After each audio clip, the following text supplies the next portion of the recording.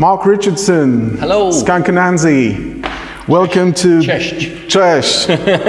Welcome to BeatIt.tv, the drummers website. Thank you for taking time to talk to us.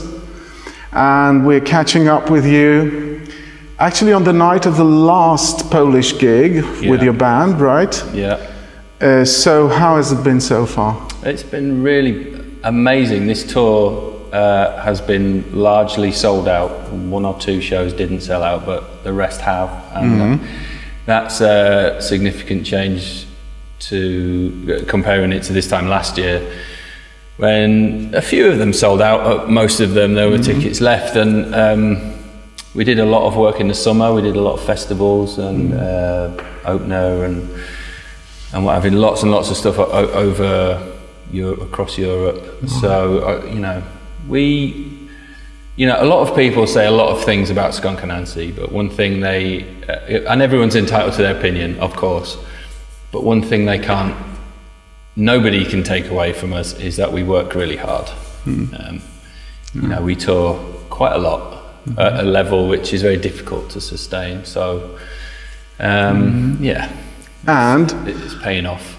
I would have to, because I would have to say these are not the easiest of times economically, and if people decide to spend their hard-earned money to see you, it's just beautiful, and you just sell out those gigs. It's just amazing. It is, and that's a really good point, because concerts are not cheap like they were when we were teenagers, for example, or cheaper at least.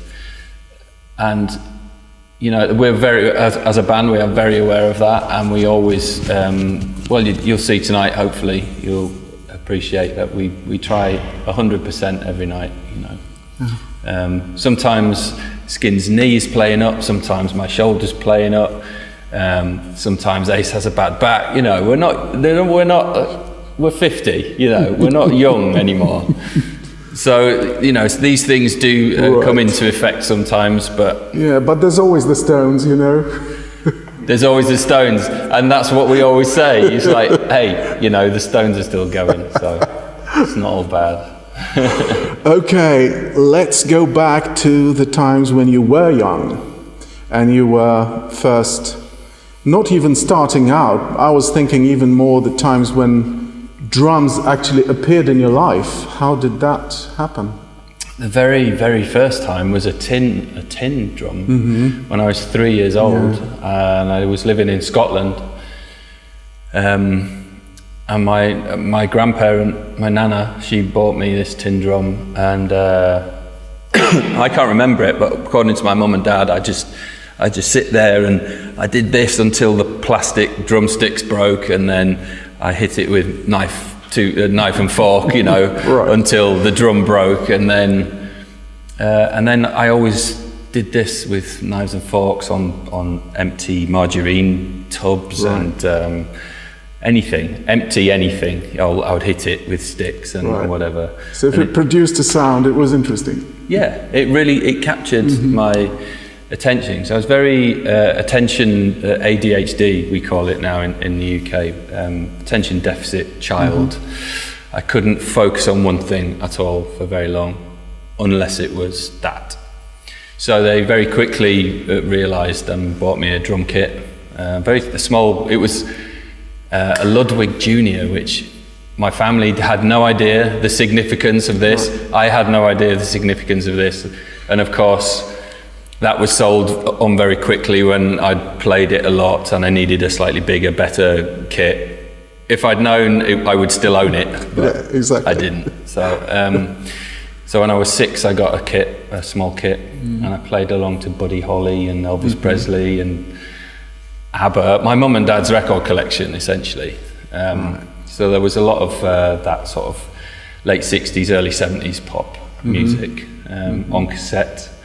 And I had these massive headphones. I had a big tennis band around these enormous headphones, and this tiny little cassette, and I play along to the songs as best I could. So I'm still self-taught, so I still do that sometimes, although I have different headphones now. Right, and a different kit. And a different kit, yeah. Okay. And what about those slightly more conscious fascinations, maybe as an early teenager or something like that? Any bands or any drummers you started really following? Yeah, well, the earliest one I remember hearing this record that my sister was playing, and it was John Bonham, of course. It was early Led Zeppelin.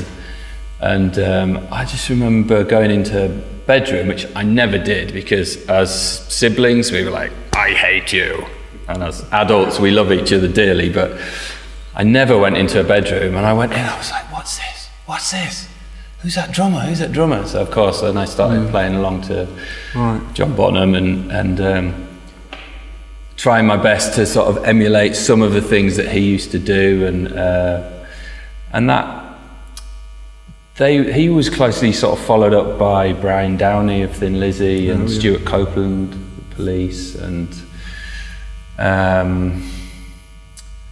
who else was really important back then? A lot of those early jazz guys that I couldn't really put a name to, you know, the guys that played with Buddy Holly and the Crickets, he was a massive influence on me. Ringo Starr was a massive influence on me because of the simplicity of what they played. And the thing that always intrigued me about Ringo in particular was that everybody said he was rubbish. I never thought Ringo Starr was rubbish, because I always thought those songs sounded incredible. Exactly. Like, how can the song sound incredible if the drummer's rubbish? And we all know what a rubbish drummer sounds like, and he is not it.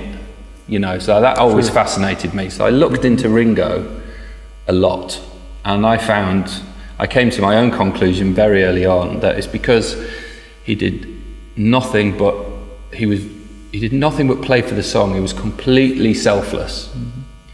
You know, a very good jazz musician actually, but he didn't do any of that because he was completely selfless to do what was best for the song. Just like Charlie Watts, same thing. Yeah, again, amazing jazz drummer. Just simple as you like for the Rolling Stones. And so I kind of thought, well, okay, I hate practicing rudiments anyway. I'm just going to play along to songs. So that's all I ever did. And that's why I don't really have any rudimentary chops as such, as a player that's been playing for, well, if you go back to the tin drum since I was 3 years old, I'm 46 now. So that's 43 years. I don't really have any rudimentary chops to speak of. So it's all just sort of self-taught, and it's all like this mishmash of influences from playing along to records and listening to people like Bonham and Ringo. And just finding a really deep pocket on trying to find that deep pocket. And a lot of the time that you're not able to find that deep pocket, there's maybe part of a song that you can find that deep pocket. True. But always just sort of searching for the feeling of the song rather than what I can put into it to make it more complicated, you know. So. Yeah.